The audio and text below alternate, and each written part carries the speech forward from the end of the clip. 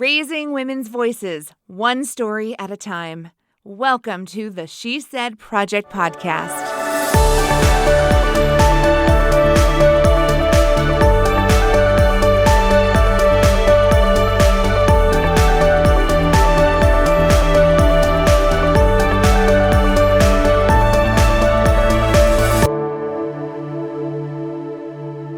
Well, it's so nice to have our friends joining us once again on the She Said Project podcast. This is Jenette, your co-host. I'm the National Director of the She Said Project movement to create a safe space for women to share stories and be vulnerable. My dear friend and lovely co-host in the studio with me as always, Kerry Rosso. And I got to say, it sounded like you said ho-host. I got a little offended there for a second. This is Jenette, and then this is my ho-host, Kerry Rosso. I was like, what? You know, if the shoe fits. Whatever, lace it up and wear it. It's a new title. So Kerry, 2020 was a bit on the crazy side for everybody. And life is, awkward and messy. And I'm so excited for today's guest because her story talked just about that, the messiness that is everyday life for women. Okay, so go ahead and bring her on because I have so many things to say to her.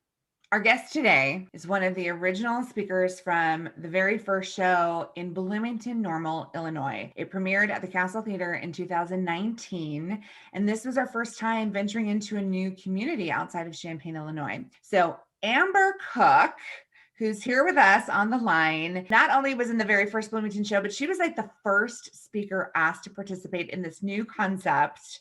And now she's here to tell us how much she enjoyed or not her experience.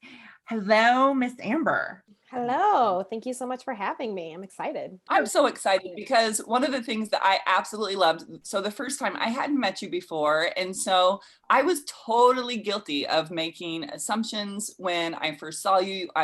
You looked so perfect, and you were the person that, it's so easy to fall into that comparing our insides to other people's outsides, because you looked like $1,000,000 And then when you got up there and talked about our messy lives, and no matter what it takes to get us presentable for the rest of the world, all of us have stuff going on behind the scenes. And I loved your words.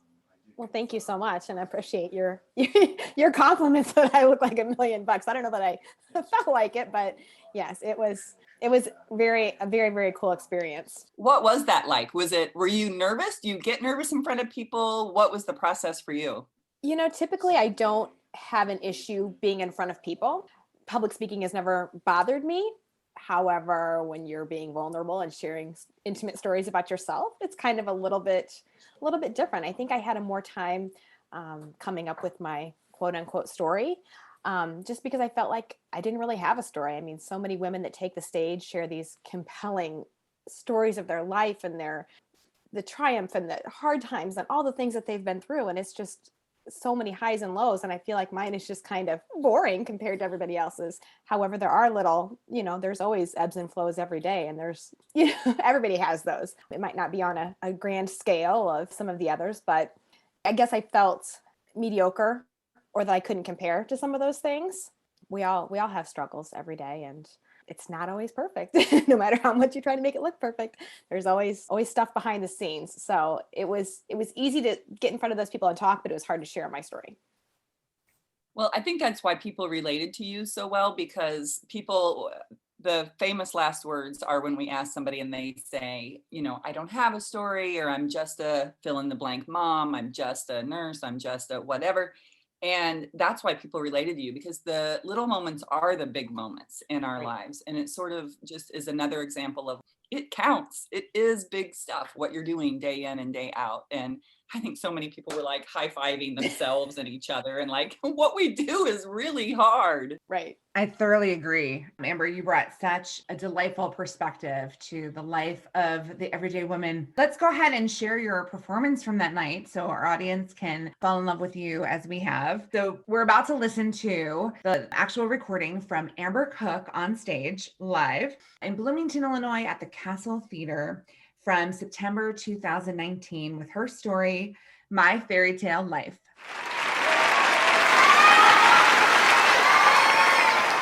So I don't mean to brag, but my life is an actual fairy tale. My husband is as close to Prince Charming as you can get. He literally proposed to me with a glass slipper. True story.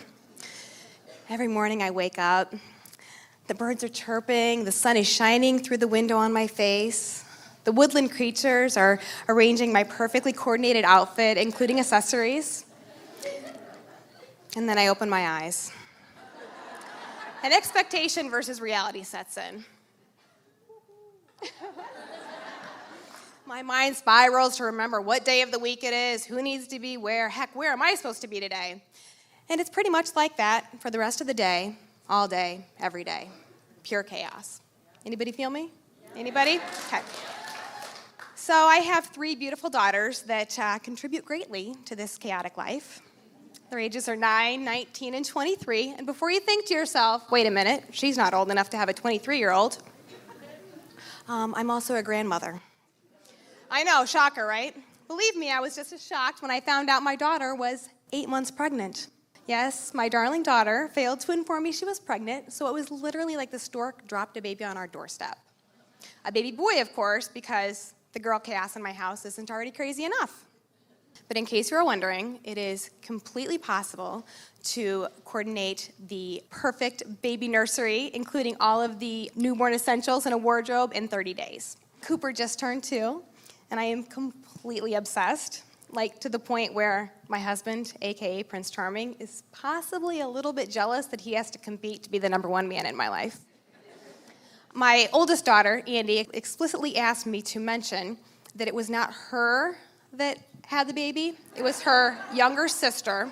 So she's, like I mentioned, 23, she's cute, she's funny like her mom, and she doesn't have a baby, and she's very single. So if you know of any eligible bachelors for her, please find me after the show. Okay, so no, truth be told, I'm not an actual princess. As try as I might to make it look like I have it all together, there is inevitably a literal shit show happening behind the scenes. So let me give you an example of my not so fairy tale life. So I've recently started a new career as a real estate agent. Where are my Keller Williams girls at? Okay. Yep, I mean, they make it look so fun on HGTV. How hard can it be, right? So I'm not gonna lie, it is fun, and I do love it, and I love that at 42 years old, I finally know what I wanna be when I grow up. And bonus, you get to wear cute shoes when you're a real estate agent. If you haven't caught on, I'm kind of a shoe girl. So as you can expect, a career in real estate comes with more than its fair share of chaos. Definitely more than they show on HGTV. I was recently at one of my listings, and I had the professional photographer there to take the photos of the home, you know, the ones you see online. So I'm running around, I'm straightening the curtains and cleaning the windows and fluffing the pillows, making sure everything looks perfect for the photos. And I go down in the basement to make sure everything is in order down there. And I notice there's some stuff on the floor, no big deal, I'm just gonna go grab a broom, like Cinderella would. And I walk past the laundry room and I notice there's a shop vac. Perfect, okay, great, so I grab it, plug it in, and start going to town on my little power cleaning session. And after a couple minutes, I notice out of the corner of my eye that there's like this brown liquid spewing out of the machine. Okay, not good. So I run over and I turn off the machine, and that's when it hits me. The smell. When I say it was the worst smell ever, I'm not exaggerating. I really can't think of a way to describe it other than shit. I mean, and it wasn't like maybe a dog pooped on the floor and somebody thought, oh, I'll clean it up with a shop vac. Like, I don't know why they would do that, but no, this was like human feces in the shop vac, now spewing all over the floor. I can't even begin to wrap my brain around how that smell got in the shop vac. Like, did somebody poop in it? Whatever, I don't know. Regardless, I'm looking at the poop water on the floor and I realize I need to get this cleaned up quickly. So I run upstairs to get some paper towels, but as I'm going up the stairs, the smell's actually getting worse. The way that the machine was positioned, it was like the poop smell was like spewing up the stairwell. So by the time I get upstairs, I'm gagging. I run outside to get some fresh air, standing in the front yard, like full-blown dry heaving in my stilettos. So I'm running, I go back in the house, I'm like trying to hold my breath and go downstairs and clean and come up and get some fresh air. I'm yelling up at the photographer, take your time up there, no rush, just stay up there. Please don't come down, because she's gonna come down and full blown think I blew out an intestine. So I finally get this mess all cleaned up. I find some Febreze. I am spraying the living daylights out of this house. Oh, proud to announce I was only slightly late for the board meeting at my daughter's dance school, which of course, Prince Charming is also on the board of. I think he was like a little bit offended when I came in and didn't sit by him. Can't even imagine what I smelled like, so you're welcome, honey. So another adventure in my glamorous realtor mom life occurred a couple weeks ago. I had an open house at one of my listings in East Peoria, and my husband thought it would be a great idea for him and our 9-year-old daughter to drop me off at the open house, and then they were gonna like go to Bass Pro Shop for a couple of hours and do whatever it is people do at Bass Pro Shop for a couple of hours. I don't know, not my thing. So East Peoria is like 45 minutes away, right? And I'm all about having a chauffeur, so sure, seems like a plan. Okay, so picture the scene. I'm in my cute open house outfit. Prince Charming is driving. Our sweet daughter is in the back seat, probably watching a random YouTube video of somebody playing a video game, or better yet, of an adult playing with kids' toys. I don't get this, but regardless, her being on her device in the car for 45 minutes makes her stomach hurt. So, do you need a drink?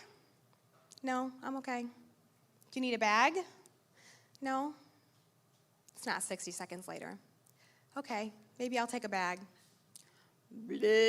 Right then, no chance to get the bag, just projectile vomit everywhere, like an exorcism, not just a little, no, vomit. Mm-hmm.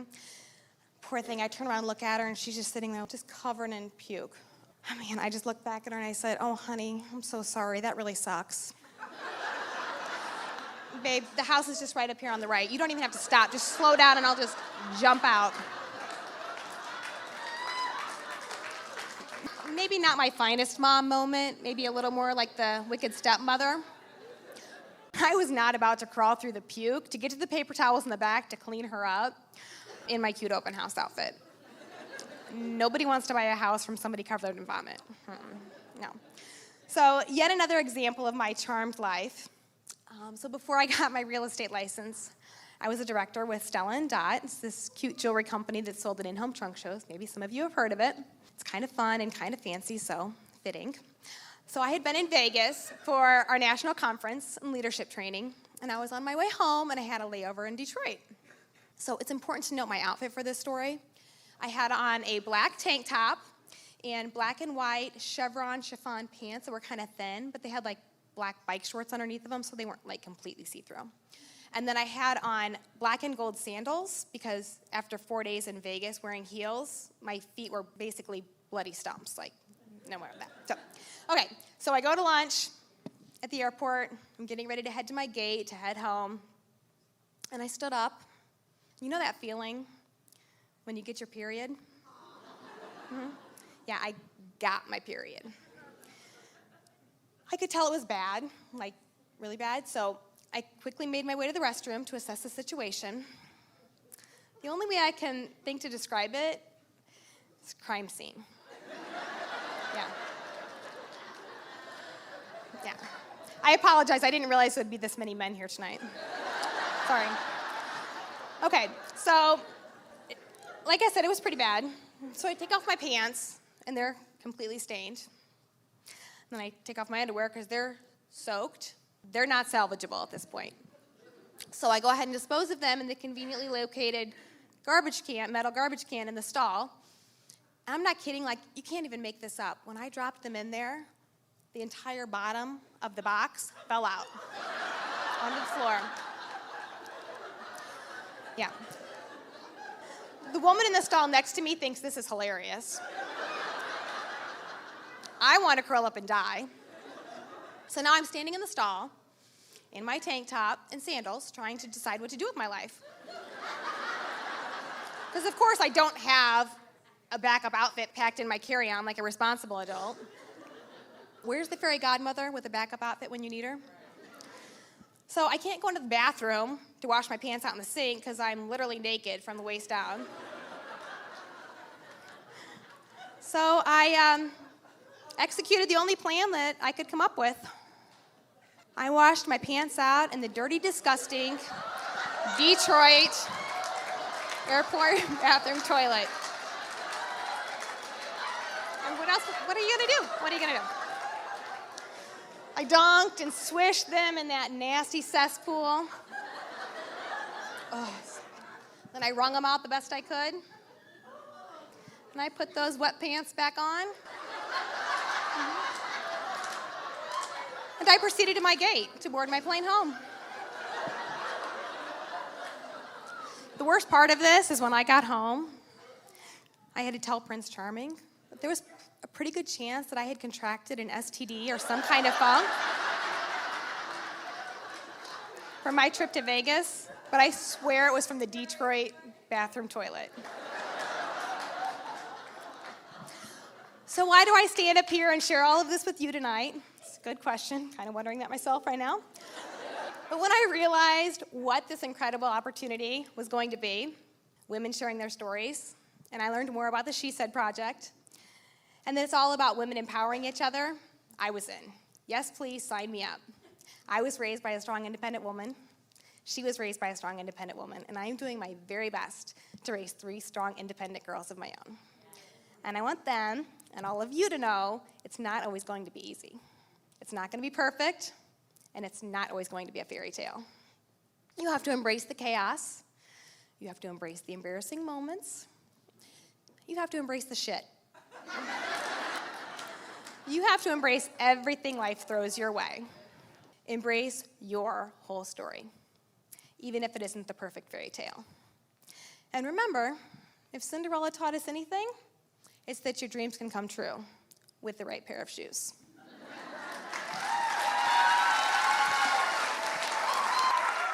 How does it feel taking a moment to listen to that story again? I mean, it brings it all back for sure.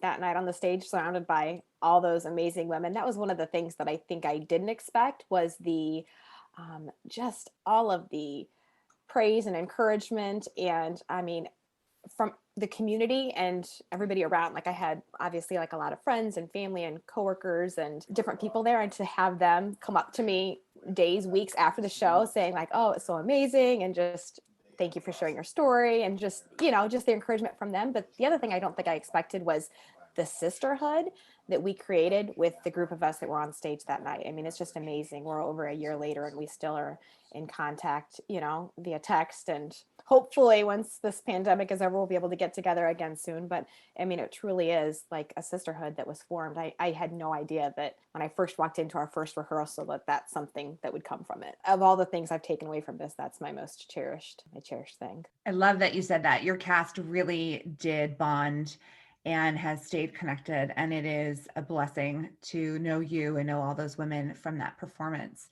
Listening to your words about, you know, the messiness that is life and talking about embracing it could not even be more appropriate today. That performance was obviously prior to a global pandemic, but how true those words ring right now. Life just got messy times, you know, a gazillion for everybody. Mm-hmm. How are you handling the world right now? You know, I would say some days are some days are good and some days are bad. It's just kind of, you just gotta take what comes, right, and try to make the best of it. And I mean, it's easy to be like, what, and I mean, with the homeschooling and the working from, I mean, all of it, right? But I mean, like there are little shiny pieces in it too. I mean, obviously we've had so much more time with our families, which is usually a blessing. I haven't killed anybody yet, so that's good. But you know, you just gotta, I guess, just look for those bright shiny spots in it. It is. And the shoes, I was actually thinking of you because over break, and you know, it's been a lot of months of being on lockdown, and I put on makeup and hair and like real shoes, not fuzzy slippers. And everyone in my family was like, what's happening? Where are we going? What's going on? Like something really big. And I was like, sometimes a girl just needs to feel pretty, okay? Yeah. A pandemic pretty, but whatever. Yeah. I mean, obviously this is podcast, but since we're recording it over Zoom, I literally came in the office and my husband was like, whoa. I mean, from the waist up. I have granted my running tights on underneath, but he was like, whoa, you look pretty. What are you doing? And I was like, Zooming. He's not used to seeing this. Where we can. Yes, but I do miss my shoes. I am anxious to get out and put on some heels and trot around the town. Have a reason to do so. Yes. I know we all feel that way, but it's amazing how resilient people have been and how people have been so collaborative and supportive in this unprecedented time. And we're attempting to do the same thing by connecting with our friends and checking in with our She Said sisters who did take the time to share those really personal, intimate stories like you have. And I'm so grateful for you, for your heart, for your humor. You brought so much humor to that performance, which is sometimes the hardest thing to find. And we really appreciate the laughter then and now. So I think that's all the time we have today. Amber, thank you so much for being here, for joining us. Sharing women's stories is what we do. And we look forward to having more live performances. But for now, tune in each week here on the She Said Project podcast. Thank you for listening to the She Said Project podcast in partnership with Illinois Public Media. All materials contained in the podcast are the exclusive property of the She Said Project and That's What She Said LLC. For more information on our live shows, go to shesaidproject.com. This podcast was made possible with support from Carl and Health Alliance and presented by Sterling Wealth Management, empowering women to live their best lives.